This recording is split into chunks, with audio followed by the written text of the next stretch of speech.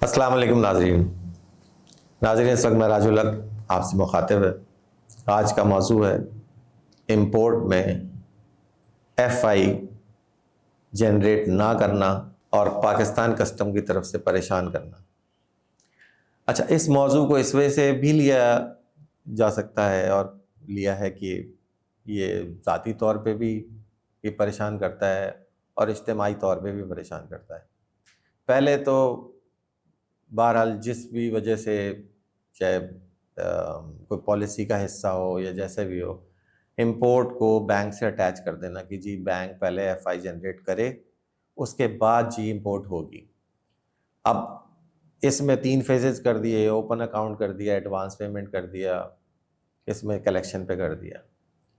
पहले तो इस बात पे रहते थे कि जी डॉलर्स नहीं है, डॉलर्स नहीं है, डॉलर्स नहीं है। जब डॉलर्स का मामला सारा तय हो गया, अब जी जाएं तो जी लाइकिंग डिसलाइकिंग का मसला हो गया कि जी इसके साथ काम करना है, इस पार्टी के साथ काम नहीं करना है। आप जाके बोलें कि जी एडवांस पेमेंट कर दें, कहते हैं जी एडवांस पेमेंट के अगेंस्ट 100% मार्जिन रखें, तो आपको फिर एडवांस पेमेंट जाएगी। ओपन अकाउंट में जी आपको अलाउ नहीं है। अच्छा, जब आपने FE सर्कुलर 5 2016 का निकाला, उसमें आपने पावर्स में इस बात को लिखा हुआ है कि अगर एडिशनल कलेक्टर इस बात को समझता है कि ये ट्रांजैक्शन लेजिटिमेट है तो वो इसको अलाउ कर सकता है। तो ये FBR जो पाकिस्तान कस्टम है इसको अलाउ क्यों नहीं करती? अच्छा, जब हम इस सिलसिले में जाके एडिशनल कलेक्टर से मिले तो वो हमें एक रिस्ट्रिक्शन बताते हैं कि जी वो तो 100 किलो से कम हो और $100 से नीचे हो तो हम कर सकते हैं। जब इस EIF के सर्कुलर में ऐसी कोई बात नहीं लिखी हुई है, जो लास्ट पॉइंट है इनका, और उस लास्ट पॉइंट में लिखा हुआ है power of state bank of Pakistan and Pakistan custom in case of exceptional circumstances the relevant officer of Pakistan custom not below the rank of additional collector if so satisfied with the transaction may permit clearance of the good without requirement of EIF। इसमें कहीं कोई amount नहीं लिखी हुई कि जी 100 kilo होना चाहिए या 100 होना चाहिए। जब हम इसकी पेमेंट भेजने को तैयार हैं, आप हमें बैंक चले जाओ, बैंक परेशान करता है, कस्टम में चले जाओ, कस्टम परेशान करता है। आपने दोनों को अटैच कर दिया है। तो इस तरह तो सिंपल बात यह है कि आपने जो छोटे लेवल के इंपोर्टर्स हैं उनको परेशान करना है।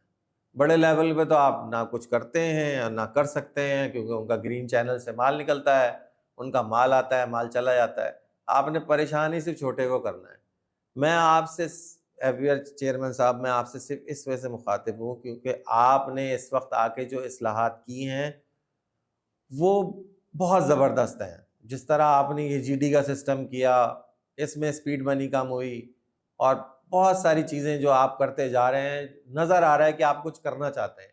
तो इसके हवाले से मैं आपसे रिक्वेस्ट करता हूँ, ये जो सर्कुलर में आपने पावर्स डेलीगेशन दी हैं, इस सर्कुलर में लिखा हुआ है साफ साफ, स्टेट बैंक का सर्कुलर है कि एडिशनल कलेक्टर जो है वो ट्रांजैक्शन जो है जनरेट कर सकता है। डॉक्यूमेंट्स हम आएंगे, हम बैंक के थ्रू पेमेंट भेज देंगे, तो हमारी जीडियाँ तो कम से कम ना रोका करें। बैंक अगर परेशान कर रहा है तो आप ना करें, या आपस में कोऑर्डिनेशन कर लें कि जी 3 दिन का टाइम है या 5 दिन का टाइम है या 10 दिन का टाइम है। अगर बैंक ने हमें ये EIF जनरेट करके नहीं दी तो as a citizen of Pakistan हम इसको अकोमोडेट करके हम GD को जो है ना इस सर्कुलर के तहत रिलीज कर देंगे। तो अब खुदारा हमारी रिक्वेस्ट को मद्देनज़र रखते हुए कोई इस्लाहात कीजिए।